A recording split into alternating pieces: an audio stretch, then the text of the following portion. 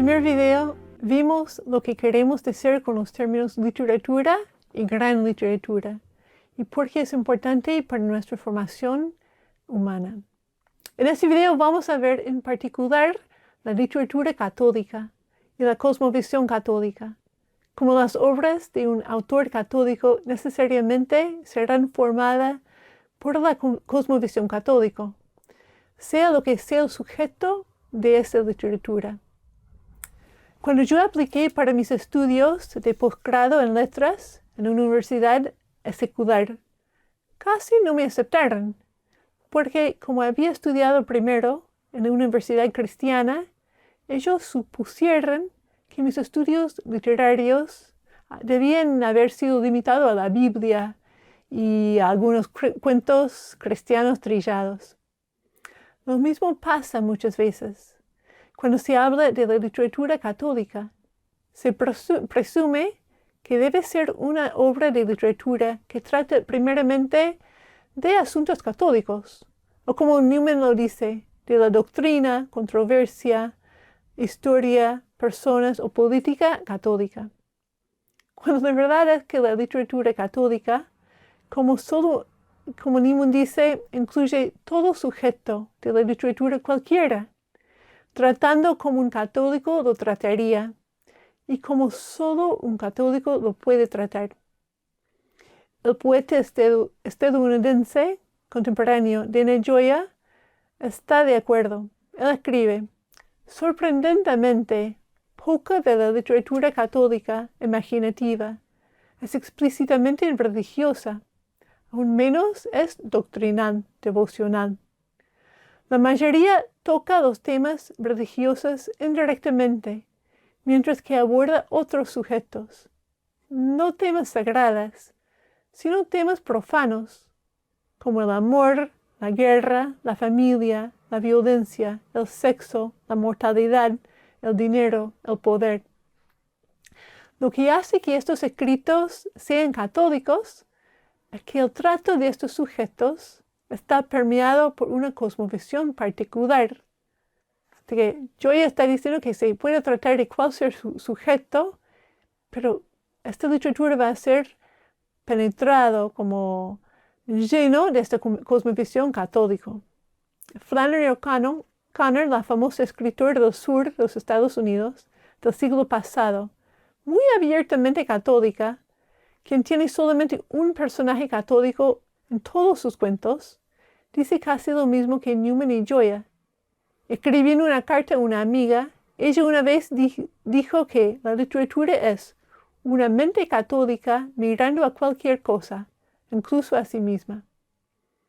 Lo que Newman, Gioia y O'Connor están expresando es lo que hace católica a la gran literatura católica no es algún tipo de contenido religioso, aunque puede tener contenido religioso, sino más bien la cosmovisión expresada en la literatura, la cosmovisión católica del autor. De hecho, los grandes autores católicos muchas veces no escriben de temas explícitamente religiosos, y si lo hacen, no lo hacen de modo piadoso. Lo que hace que sus obras sean distintivamente católicas es como la literatura que escriben expresa y encarne la cosmovisión católica. Ahora vamos a ahondar un poquito más. ¿Qué queremos decir por cosmovisión católica? ¿Qué caracteriza la cosmovisión católica? ¿Y qué es lo que hace la literatura católica, si no es de alguna forma explícitamente religiosa, algo que le distingue de otra literatura? ¿Cómo discernimos si una obra es católica? Una cosmovisión es un modo de mirar al mundo, a las personas, a la vida, un entendimiento distinto y comprensivo del mucho que fundamenta todo el pensamiento de una persona. Es, si se quiere, los lentes por los cuales miramos a la totalidad de la realidad. Entonces, por ejemplo, un nihilista tendría una visión oscura de la realidad, todo sin sentido. O un utilitario miraría al mundo y las cosas según su utilidad, Pero un católico, como católico, tiene una cosmovisión católica. Él mirará cada cosa, persona, circunstancia, acontecimiento, sin duda, toda la realidad, según esta cosmovisión católica. Acá comparto una definición muy clara de parte de este poeta Gioia. Él dice, los autores católicos tienden a ver la humanidad luchando en un mundo caído. Combinan un anhelo por la gracia y la redención con un sentido profundo de la imperfección humana y del pecado. El mal existe, pero el mundo físico no es malo. La naturaleza es sacramental, reluciente con signos de cosas sagradas. De hecho, toda la realidad es misteriosamente cargado con la presencia invisible de Dios. Los católicos también perciben el sufrimiento como el redentor, por lo menos cuando está llevado en emulación de la pasión y muerte de Cristo. Los católicos tienden a tener una vista larga de las cosas, mirando atrás hacia el tiempo de Cristo y los Césares, mientras que también mirando adelante hacia la eternidad. El catolicismo también es intrínsecamente comunitario, una noción que va mucho más allá que sentarse en la misa de la congregación local, extendiendo a un sentido misterioso, un sentido místico de la continuidad entre los vivos y los muertos. Por fin, hay un hábito de autoescrutinio espiritual y examinación moral de la conciencia, una de las fuentes de la denominada culpa católica. Gioia dice que un aspecto esencial de la cosmovisión católica es que es sacramental. La noción de que toda la realidad de alguna manera transmite la presencia de Dios a nosotros. Si es que tenemos los ojos abiertos y corazones abiertos para percibir su presencia. No es que todas las cosas son uno de los 7 sacramentos de la Iglesia, pero que en toda la realidad Dios nos transmite su presencia. Aún el salmista nos dice lo mismo. El cielo proclama la gloria de Dios y el firmamento anuncia la obra de sus manos. Un día transmite al otro este mensaje y las noches se van dando la noticia. El novelista Walter Percy una vez decía que uno de los recursos más importantes del novelista son lo que él llama los aspectos encarnacionales y sacramentales del cristianismo católico. Hoy en día vivimos en un mundo que en general casi ha perdido esta visión sacramental de la realidad. La sociedad contemporánea tiende a ver las cosas horizontalmente, materialmente. La cosmovisión materialista es horizontal, opaca, la materia separada del espíritu. Pero la cosmovisión católica, la visión sacramental, es que todo el universo es sacramental. El venerable Fulton Sheen una vez escribió que en la encarnación el Hijo de Dios reveló que el universo es sacramental. Un sacramento, en el sentido amplio del término, combinan 2 elementos, uno visible, el otro invisible. Uno que se puede ver o saborear o tocar o escuchar, y el otro no visto por los ojos de la carne. Hay, sin embargo, una relación o significado entre los dos. Una palabra dicha es sacramento, porque tiene algo material o audible, y tiene algo espiritual, su sentido.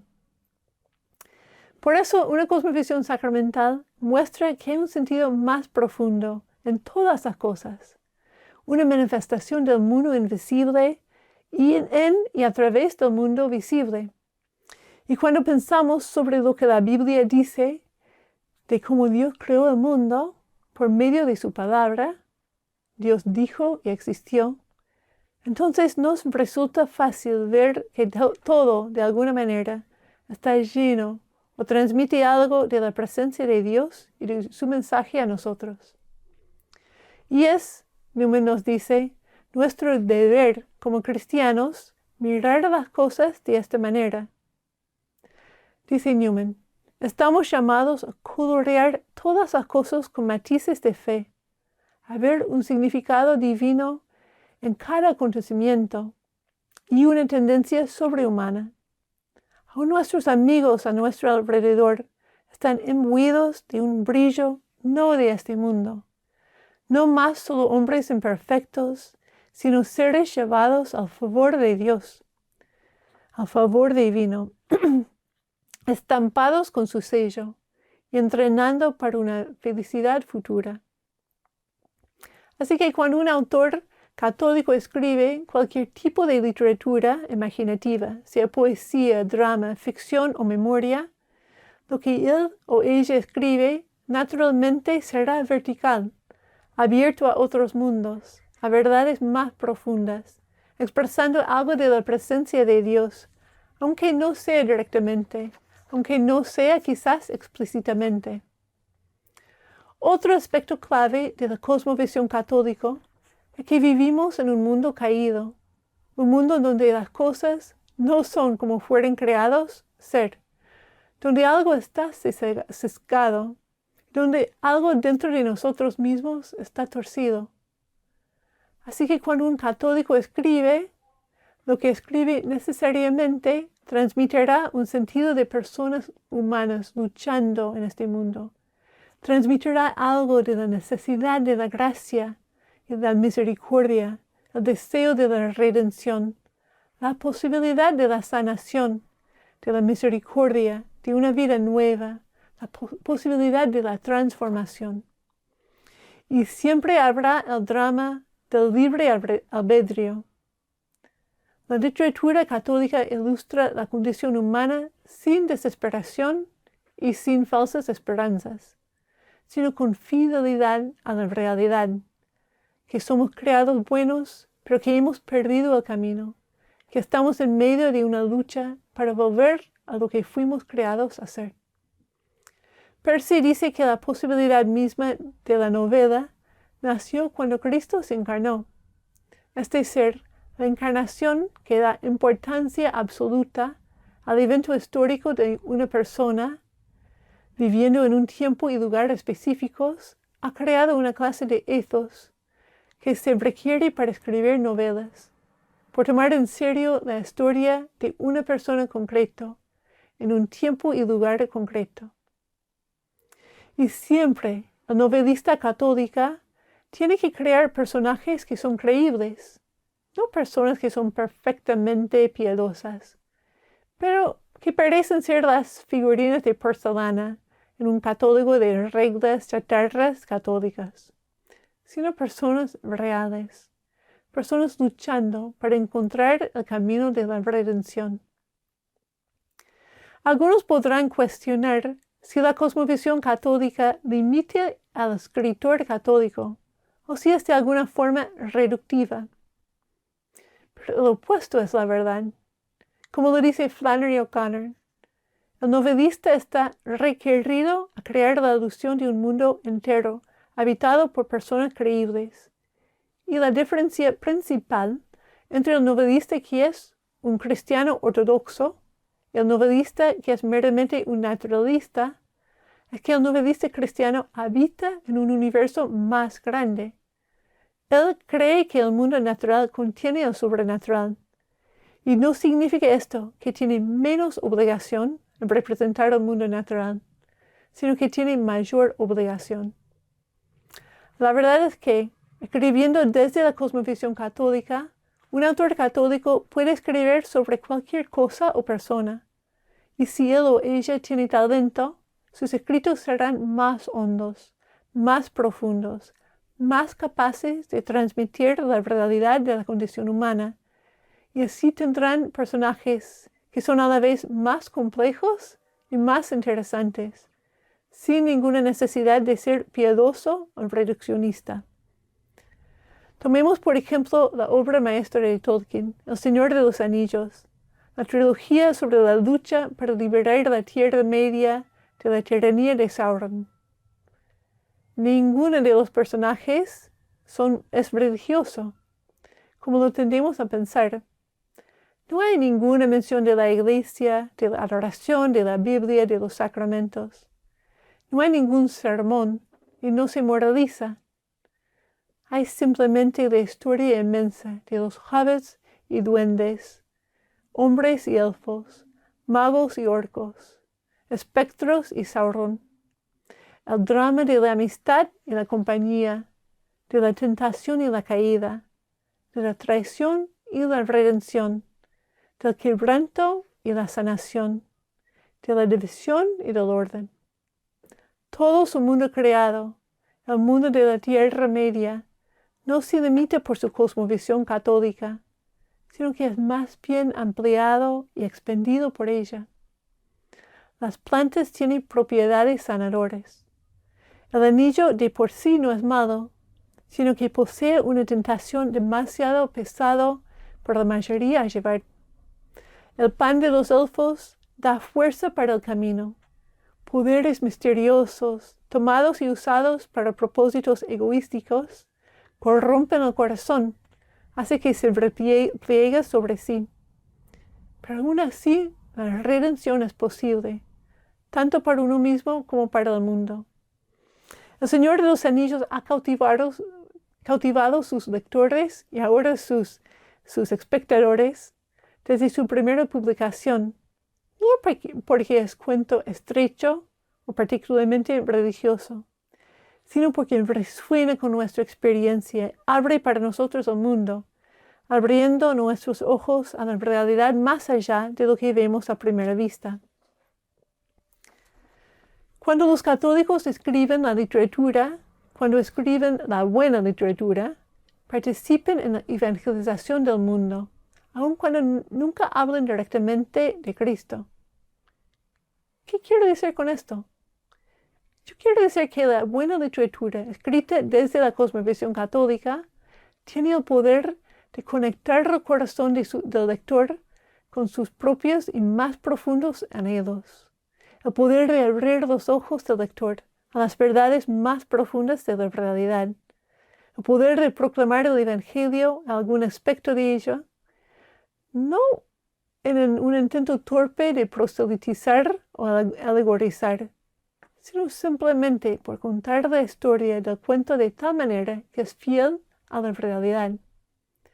Si este mundo material es sacramental, si es cargado con la presencia de Dios, como le dice el poeta Gerard Manley Hopkins, entonces la buena literatura católica es también sacramental, cargado con la presencia de Dios, aun si nunca se lo nombra, induciendo a los lectores a abrir sus ojos y corazones a la realidad más allá de la superficie.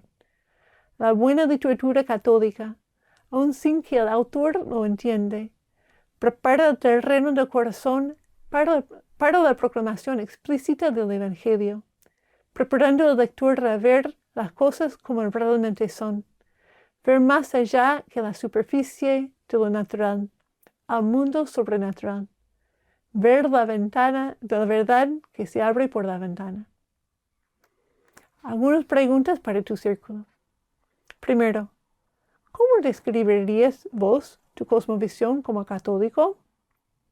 ¿De qué manera ves que esta cosmovisión influye en tu vida cotidiana?